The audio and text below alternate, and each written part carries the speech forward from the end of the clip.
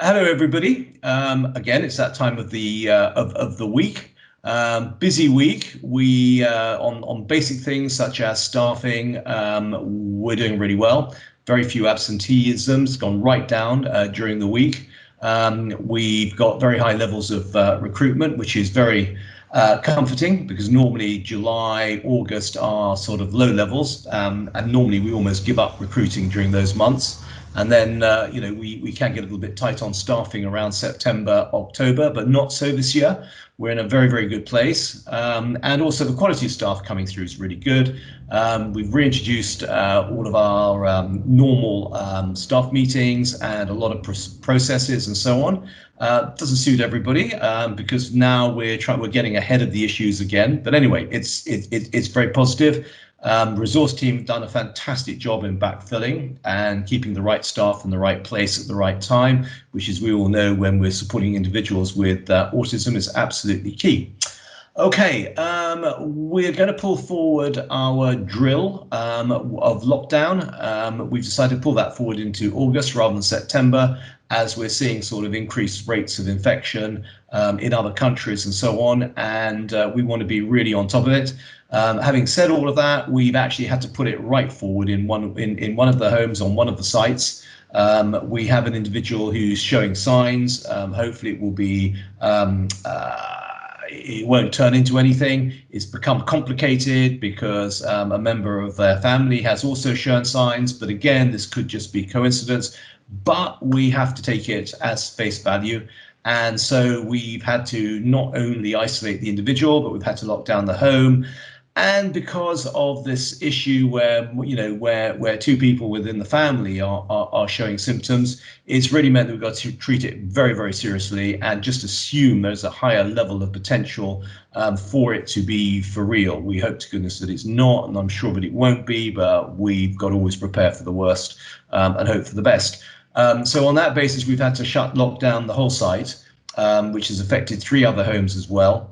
I do just want to make the point here that it's a really unfortunate situation. There is no blame to attribute to anybody. As long as they followed everything, which we understand they did with PPE and everything. So even if it did turn out to be COVID-19, which, hope to God it isn't, we're not there to apportion blame. It could be anybody, anything that can actually make this happen. But it just does show that we must never at any stage let our guard down. But there is no blame as long as everybody did what they were meant to do. It's a numbers game, which is why we have to react to that. And as I say, hopefully it will be cleared off next week, but we cannot afford to make any assumptions. Neither can we by law make any assumptions. So we have to do what we have to do. And it's hope for the best and plan for the worst. Cool. Weekly testing. Well, we now know that weekly testing is going to happen as was intended because, in fact, there are not enough tests around because I think there was some sort of issue, which nobody's trying to tell us exactly what, but it was around the Randox testing, as I understand it. We don't quite know what happened. It also appears that having tried to sort of pull forward some extra testing gear as a result of this particular lockdown we've got at the moment, that the local authority, we think from how they've responded, that they are actually very short of testing kits as well. But hopefully this is going to get sorted out.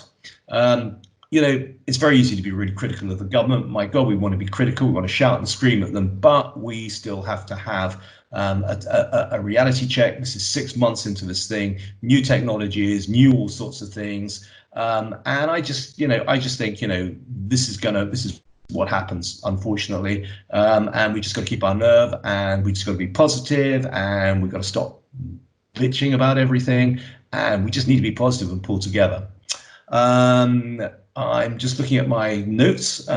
We've had a very good meeting and project meeting this week on redesigning our quality assurance systems. We already have real-time data, which we're now linking to what we call the CLOEs, which are key line of inquiries, which are CQC's way that they view services. So we're now streaming the data, specific data, so it's actually specifically relevant against each of those CLOEs in real time.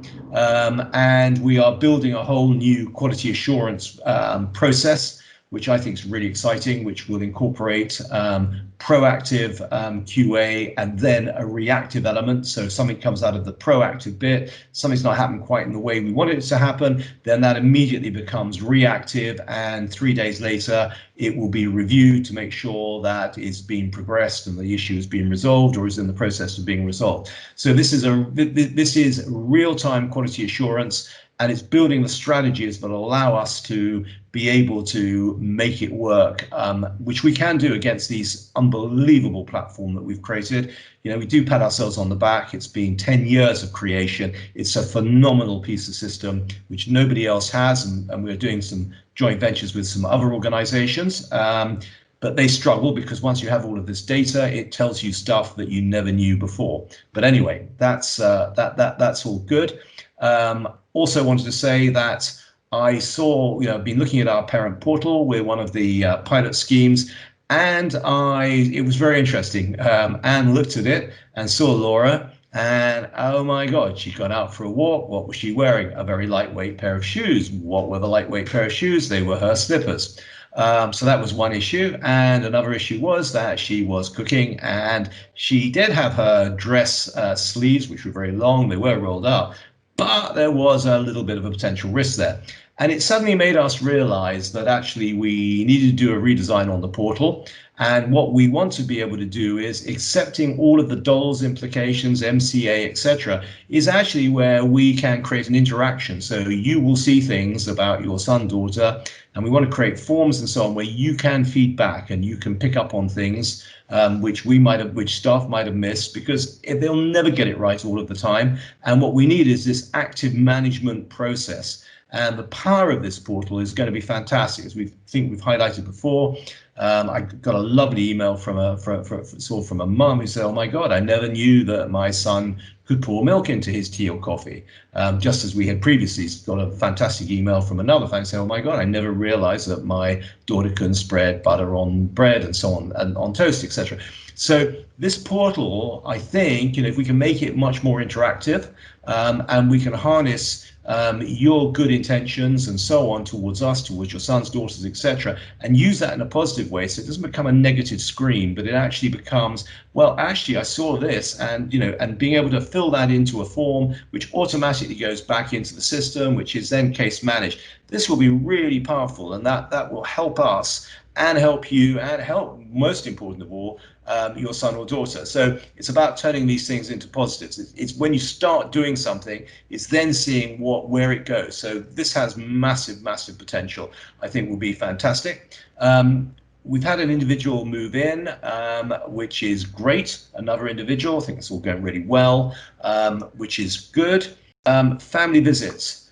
Well, they are what they are in this sort of current environment. Really appreciate families who absolutely get it. We're doing our best. We cannot do more than we are doing. We are limited by what the law says. We've actually sort of gone out a little bit on a limb because some of the stuff's pretty unclear, but we have at all stages advise the local health authorities, etc., what we're doing, and it's up to them to tell us if we're doing something wrong. But we are really acting both in a very proactive way, but also in a very cautious way. Today we had a live stream event. It was absolutely fantastic. Another one. And it was a craft. I think it was a craft series, a craft film, which was done live, and it's just fantastic. And well done, Laura and Danielle, who were doing it. My God, they're a natural pair. This was and Anna and everybody, who's been involved in all of this. Brilliant. We're learning so much from all of this, and it's then the interaction of the homes. So I think we had about 7, 8, 9, 10 of the homes were all linked into it as well, and they were linked in via Teams as well as YouTube, and that allowed them to have an interaction, and it was just great. The potential of this going forward is absolutely huge. So that was great, and congratulations to everybody for another fantastically well done affair. When I think we only did the first one about 4 weeks ago, and it was great, but it was fairly chaotic. But now we're really understanding, and that's what we're all about. We're about doing new things and having a go, and then working out how can we do them better, what do we learn from, and so on. And that's what it has to be. We're right at the cutting edge of everything, and we want to make it a better experience for your sons, daughters, for our staff, for you, the families. And if we do all of that, it also, it's a better experience for us as well. So I think I've just about covered everything. And I just want to wish you all a lovely weekend. I understand it's going to be incredibly hot where you all are. So stay cool and look forward to catching up with you next week. All the very best.